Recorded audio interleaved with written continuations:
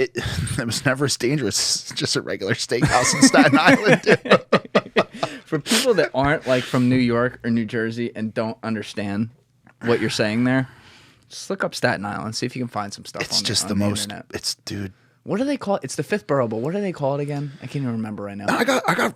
Listen, I got big love for Staten Island. I just like, I don't want any problems, dude. Just, I want to come in. I want to eat your pizza. I want to eat a couple, I want to maybe go to a deli or two. And, I'm not looking at your girl and I don't want any problems. All right. Fair enough. So basically this whole time, it sounds like you're doing jobs like that, maybe a little personal training for 7 years. And then yeah, dude, were you still cooking at some point? I'm a total fucking loser for like 7 years. Just like networking. But like, as the years progress, here's a funny story. This is like my life summed up, right? One of my top performing affiliates, they're like a husband and wife duo. The husband, back in the day, we're at this high school party, and the kid's little brother is about to get jumped. Well, he is actually getting jumped, and it's like a 12-on-1. And the problem is that this kid's like 105 pounds. So like I jump in and I pull the kid out of the fight because I'm like, dude, I'm not letting a 105-pound person get jumped by 12 dudes. One kid had like a broken leg. He was like whacking him with a crutch. I'm like, bro, I've seen enough. I'm like, dude, you're fucking hitting this little kid with a weapon, dude. So anyway, I get him out of there. Randy's pulling up. He's all juiced up. It's fucking Jersey, all right? Dudes are juiced up. They want to fight. Of course. And of course. So Randy's like, where are they? Listen, Randy, like there's 12 of them. I'm like, yo, your brother's all right. I got him out before anything really happened. I'm like, but if you go up there, that's on you. I'm like, I'm not pulling you out of this too. I'm like, just get out of here. No one's hurt, call it a night. And that was just like a bizarre favor, like I didn't have to help his brother, but like I did. And then there was this other time at the gym, one of my buddy's friends, like I've done a lot of fucking nice things for people over the years. It's good. Well, yeah, because like when you start a business, like you really need people to pull for you. You need people you need friendships. Because like karma, man. It's good karma. But I didn't know any of this was going to happen. You know what I mean? Like when my boy Jesse called me up to go, these are like some Jersey war stories. We love that. This is a New Jersey podcast, so we got to remind people.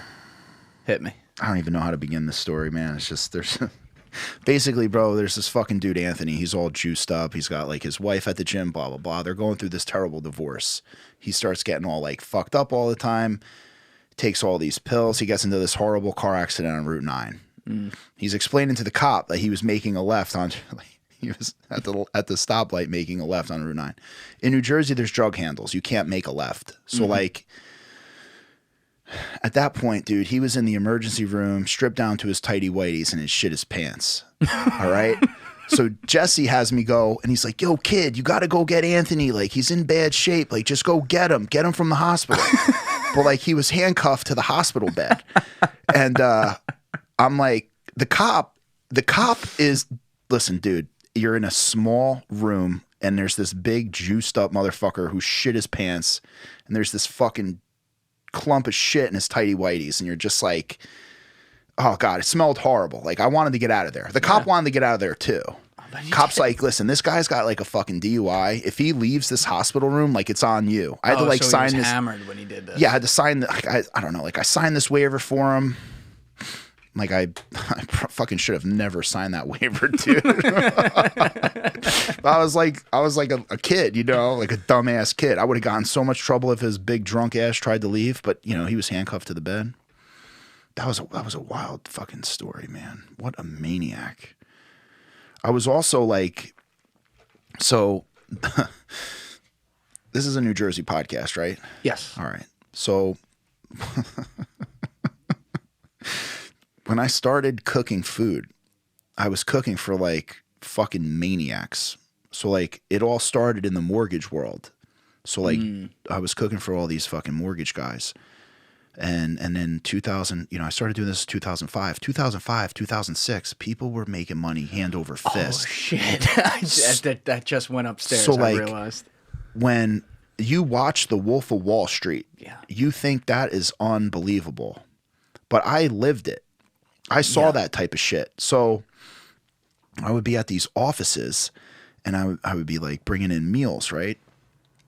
And you walk up to this dude with like a $10,000 suit, right? And he'd be like, "Hey kid, you cooking meals?" And I'd be like, "Yeah." And he's like, "How much you got there?" And I'm like, I'd just be like, got this. He's like, How much? He'd pull out a wad of hundreds. I'd be like, "Oh, I got like $400 worth of food." Bro, he would just fucking give me $400, take all the food out of a box and just fucking body slam it into the garbage. And he'd be like, good job, kid. See you tomorrow." And I'd be like, "Yo, what the fuck just happened?"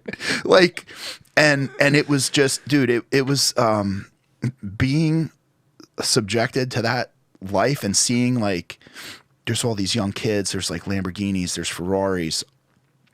The dude driving the 7 Series Beamer is just getting laughed at. Like, "Yo, look at this fucking pathetic loser."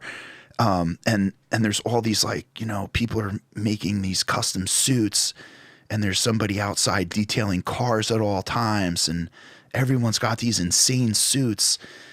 I'm like 19, 20 years old, dude. My fucking eyes are getting blown back through like my head, like, with all this jersey, and these are all like Brooklyn street guys coming into Jersey. Like, that's the first bad start. Oh, dude, that's when you know it's a problem. You see a bunch of fucking guys with a vowel at the end of the last name from Brooklyn and Jersey. Dude, something's happening.